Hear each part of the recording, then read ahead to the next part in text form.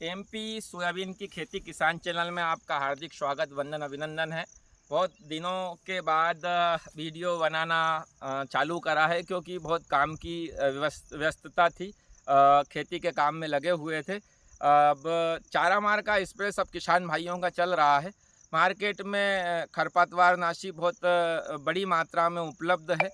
लेकिन एक खरपतवार ऐसा है कि जो सिरदर्द बना हुआ किसानों के लिए बहुत लंबे समय से, और उसकी एक नई वैरायटी भी आई है।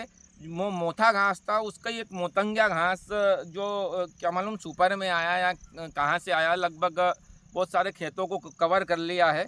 और बहुत खरपतवार नाशी जो दवाएं मार्केट में उपलब्ध है, 99% दवा का असर मोतंगा और मोथा घास पे होता नहीं है।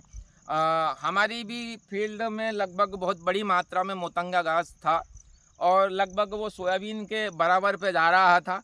और मोतंगा घास के लिए विगत 2-3 साल से मेरे को एक दवाई मालूम पड़ा, और जब से वो दवाई मेरे को मिली तब से मोतंगा घास मेरे लिए कोई सिरदर्द बचा नहीं है। बहुत सारे किसानों को उस दवा की जानकारी होगी, बहुत सारे किसान ऐसे भी हैं कि जिनको नहीं होगी। तो मेरा उद्देश्य है कि जिनको है जानकारी वो तो कोई बात ही नहीं, और जिनको मोतंगा घास या मोथा घास की जो दवाई है खरपतवार नाशी, जिनकी जानकारी नहीं है, उनकी जानकारी देने के लिए वीडियो बनाया है। ये वीडियो बनाने का उद्देश्य किसी भी तरह से कोई किसी दवा को प्रमोट करना नहीं है।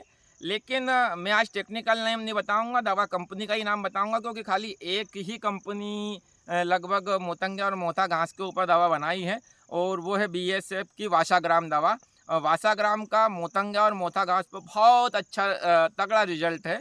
उसकी 800 ml का पैकेट आता है जो कंपनी 1 एकड़ के लिए बोलती है, लेकिन वो दवा बहुत तेज़ है। और कंपनी ये भी बताती है कि उस दवा में किसी तरह की कोई दवा को आपको मिलाना नहीं है। तो ये सावधानी आप अवश्य रखें कि कंपनी कह रही है तो कम से कम अपन चौड़ी पत्ती वाले जो खरपतवार नाशक है उनको तो कम से कम हम नहीं मिलाएं।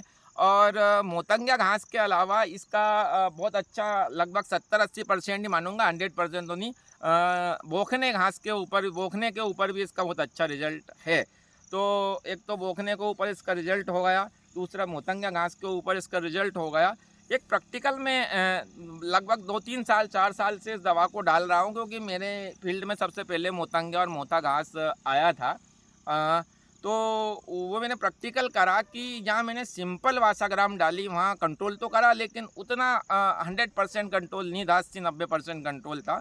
और जब मैंने इसमें गैलेंट मिलाई, 250 ml पर एकड़ आप इसमें यदि गैलेंट का रखते हो तो इसका बहुत अच्छा रिजल्ट मिलता है। आज इस वीडियो के माध्यम से मैं दवा का रिजल्ट भी आपको बताता हूँ कि कितना ज़ोरदार रिजल्ट आया। आज लगभग तीसरा दिन है, मतलब हमने इसमें परसों दवाई डाली थी और कल का दिन बीच में गया है। आज हम आपको फील्ड की कंडीशन बताते हैं। लगभग सोयाबीन के बराबर पे मोतंगा घास आ रहा था।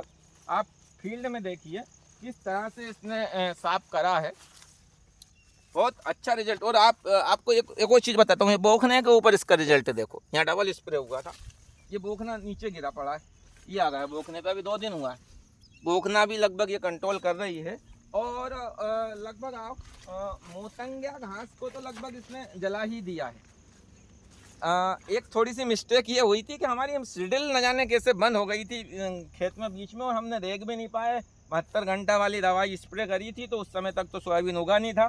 तो ये इतनी फील्ड हमारी छूट गई थी, न जाने कैसे पहिया बंद हुआ था, क्या हुआ था भगवान जाने। तो फिर हमने इसमें मूंग बो दिए हैं। तो मूंग के ऊपर भी इसका कोई असर नहीं, यानी आप कह सकते हैं कि आप इसको सोयाबीन में भी स्प्रे कर सकते हो। और यदि आपके मूंग के खेत हैं तो भी आप वासाग्राम इसमें यूज कर सकते हो। मूंग के ऊपर भी इसका कोई असर आया नहीं है। सभी किसान भाइयों से मेरा एक और निवेदन है कि बहुत सारे किसान भाई फार्मूला बना बना के दवाई का स्प्रे कर रहे हैं, चारा मार में या खरपतवार नाशी दवाओं का जो उपयोग कर रहा है, वो 2-3 फार्मूले फाल्ट कर करके दे रहे हैं।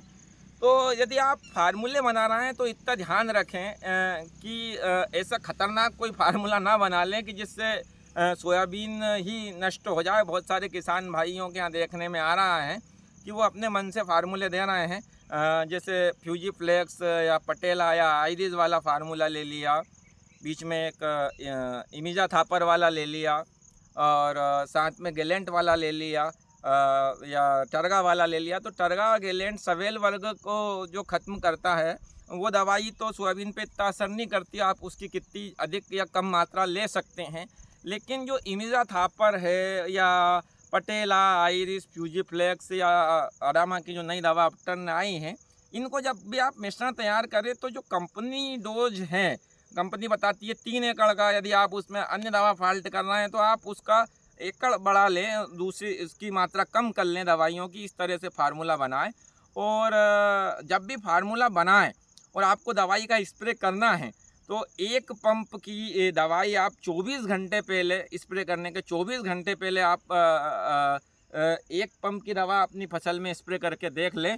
जो ज़्यादा घातक सोयाबीन पे असर करने वाला जो दवा होती है वो 24 घंटे में अपना असर बिल्कुल फुल फाल दे देती है। यदि 24 घंटे तक वो सोयाबीन को नुकसान नहीं देती है या 24 घंटे या 36 घंटे तक, तो फिर वो इतना खतरनाक नुकसान देती नहीं है। तो ऐसा मिश्रण तैयार करने के बाद में भी आप एक पंप का पहले स्प्रे करें, उसके बाद अगले दिन आप स्प्रे करें। इस तरह से आप नुकसान से बच सकते हो। मेरे द्वारा दी गई हुई जानकारी आपको अच्छी लगी हो तो हमारे वीडियो को लाइक करें, वीडियो को शेयर करें और हमारे चैनल को सब्सक्राइब करें। और आपका प्रेम इसी तरह बना रहे। जय बलराम, जय जवान, जय किसान।